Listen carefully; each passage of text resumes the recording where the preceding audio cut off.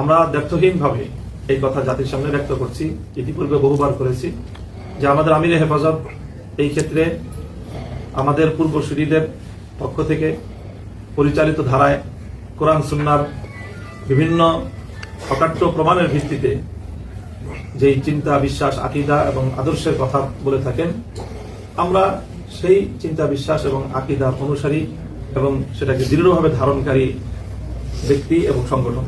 মাওলানা মওদুদী সাহেবের প্রতিষ্ঠিত জামাতে ইসলামী নামে যে সংগঠন রয়েছে, এই সংগঠনের সাথে আমাদের পূর্বসূরীদের আকাবির আসলাফদের যুগ থেকেই আমাদের যে আকীদাগত, চিন্তাগত যে মতপার্থক্য আছে, সেই মতপার্থক্য সম্পূর্ণ আপন জায়গায় চলমান রাজনৈতিক প্রেক্ষাপটকে মোকাবেলা করার জন্য বৃহত্তর চিন্তার ভিত্তিতে একটা ঐক্য তৈরি করা হয়েছে।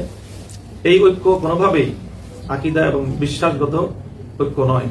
আমাদের এই রাজনৈতিক ঐক্যের সুবাদে অনেকে এই ধরনের বিভ্রান্তি সৃষ্টির পায়তারা চালায় বা অপচেষ্টা করে যে আমাদের মধ্যে আদর্শগত বা আকীদাগত ঐক্যমত প্রতিষ্ঠিত হয়েছে রাজনৈতিক ঐক্যের মধ্য দিয়ে। এই কথাটি সম্পূর্ণ ভুল।